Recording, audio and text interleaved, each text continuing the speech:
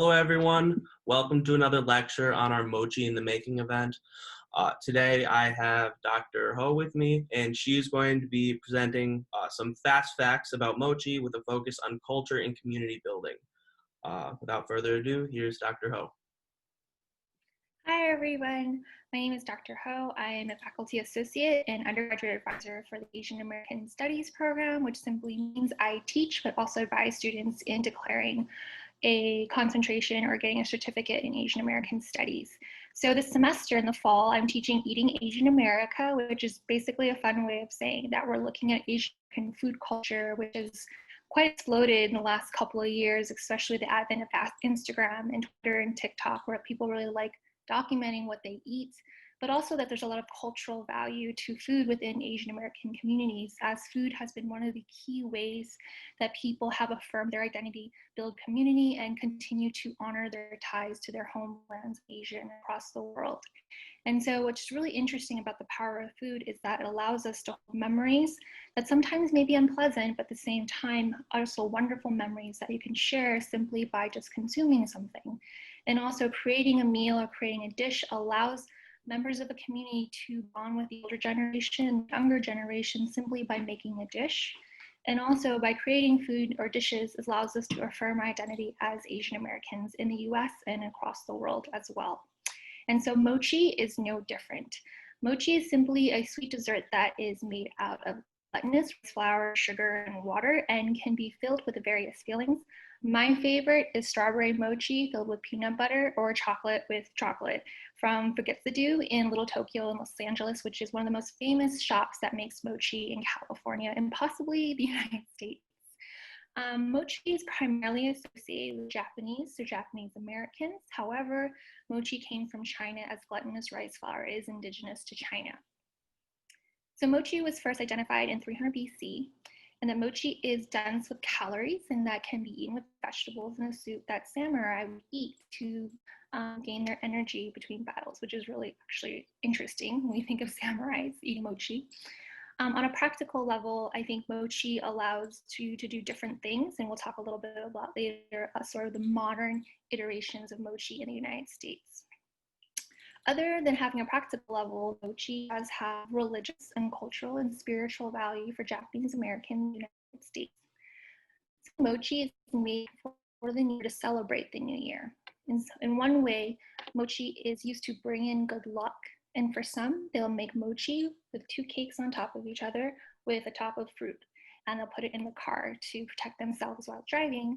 But at the same time, mochi is used to honor those that have passed or are no longer with us in this world, to honor the dead at altars.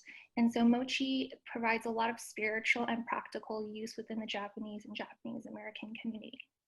So mochi is actually, as sweet and delicate and small as it can be, is actually quite an arduous process and practice to make. That you have to use different methods to actually make mochi. And mochi is not a solitary event. Mochi is typically made within a family or different members of the community. Sometimes it is made within the family, and a lot of churches within different Japanese American communities also take up making mochi together. And so mochi allows family members to gather in the new year and to really share the process of making mochi.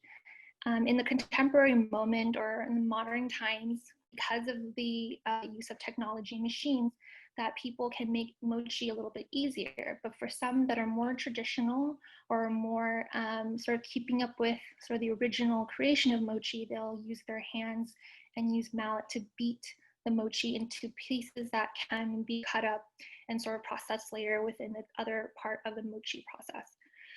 And so mochi is actually also called Mochitsuki, sorry for the pronunciation, and that it is made into a sweet red bean soup. And so mochi, when you think about it, making it, it takes about a whole day and a whole entire family to kind of put into that process. And for some, during that process, you get to share those methods and practices that get passed down from the older generation to the younger generation. And in those moments of sharing and passing down these methods, that people share stories about their families and stories about even about Japan. And so some ways, mochi making allows Japanese Americans to keep their ties to their family and quite possibly also to Japan. So you could say that mochi making is a process that is considered transnational because the memories and stories get passed down to family members. And so, in many ways, right, mochi making is also about creating community. For some, the world can become a really crazy place and you can lose track with your family members. But in this moment, family members come together and really share in the memories of creating mochi from past years or memories that are passed down from other events within the family itself. And so mochi is not necessarily about building community and affirming your identity to homelands, but also to really keep your family together when times can be really crazy and that the holiday gives you a time to take a breath and to share in the process of mochi making. So let's fast forward to the contemporary moment. Mochi can absolutely be found everywhere outside the Japanese American community, the Japanese American family. For some, people see mochi as accoutrement to boba desserts, to yogurt, to ice cream. And now mochi can actually be seen in donuts, right? Mochi donuts are now becoming quite popular. And so mochi has really transcended that period in time, 300 BC, when samurai were eating it. And now we can buy mochi practically anywhere. So the last thing I want to sort of leave with all of you is that mochi, like many foods within the Asian and Asian American culture, is about creating entry points to community building, affirming identity, and about passing down memories, whether they're pleasant or wonderful, but that food becomes a gateway for us to share these things together as a community. Thank you so much, Dr. Ho, for presenting that with us. I think it was really valuable, and I really enjoyed listening to you talk. Just before we go, I wanted to remind you all about some facts about the Asian American Studies program. It's actually very easy to get a certificate in Asian American Studies. It needs 4 different courses, and it gives you a different perspective, which will be pretty valuable to all of us, and it will help you see things in a different framework. And then also I wanted to let you know it's really easy to get in contact with the Asian American Studies program. You can send them an email through your Outlook. They're on Facebook at Asian American Studies Program at UW-Madison. And then they're on Instagram at AASP_UW-Madison. Again, thank you, Dr. Ho, for your time. And it was really wonderful to talk to you. Have a good night. Thank you. Bye.